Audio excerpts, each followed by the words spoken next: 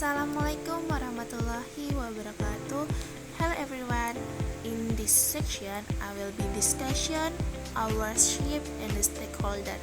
This topic is crucial, especially from understanding how the company is run and who all the parties involved are. Come on, let's just get started. Okay, learning objective. In this material, we have the first objective we want to achieve. First, we will understand what stakeholders are. Second, we will discuss the difference between stakeholder and shareholder and stakeholder, which are often confused. In IDIT, we will also learn about the various types of ownership structure in the company, and then finally we will see the characteristic of the board in the company. Okay, introduction. If we look at the modern company today, actually the company owner does not directly manage the business. This means there's a separation between those who want the company and those who run it. This distinction can actually give rise to the problem called the agency problem. This problem arises because the manager who run the company do not masquerade always act in the accordance with the interest of the owner. The next slide, agency problem. This agency problem is actually quite serious because managers can make decisions that benefit themselves, not the company or shareholder. From explains, perhaps managers are more focused on short-term profit or even personal interest. So to overcome this, we need something called good corporate governance, so that there is the clear oversight system. Stakeholder. Next, we will discuss stakeholder. Stakeholder are parties who have an interest in the company, not just the owner. For explain, there are employees who work in the companies, customers who buy product, even the government is also included as stakeholder. They have the reciprocal relationship with the company. This means the company influence them, and then in truth can influence the company. Okay, the next, shareholder.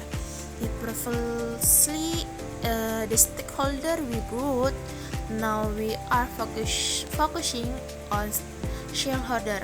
Shareholder are the owner of the company because they invest capital in the form of share. Because the owner, they have certain rights protected by law. From explain, the right to participate in important discussion through the general meeting of shareholder (GMS). So it can be said the shareholder have the very important role in the company.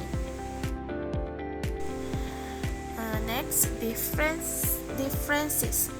People often confuse shareholder and stakeholder. The difference is actually quite clear. Shareholder own share and the capital focus on profit. Meanwhile, stakeholder are both. They do not have two ownership, and their interests are not always about profit, but can also be about welfare, the environment, and so on.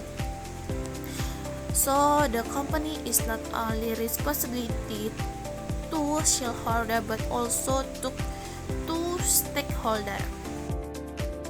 Next, shareholder protection. Because shareholder or owner, they also have legal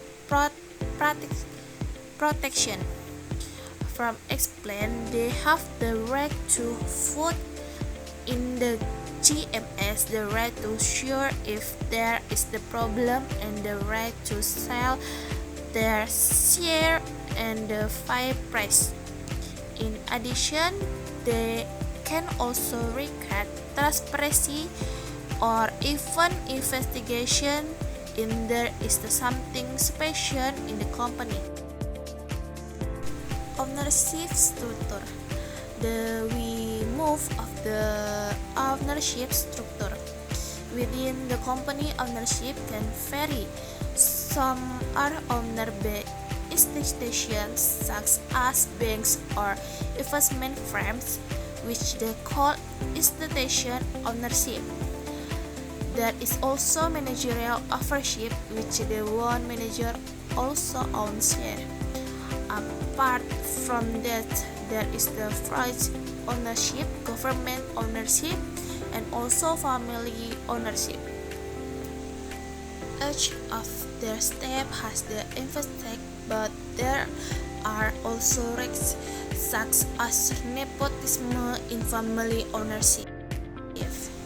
Okay, finally we discussion the characteristic of the board or conflict in the company.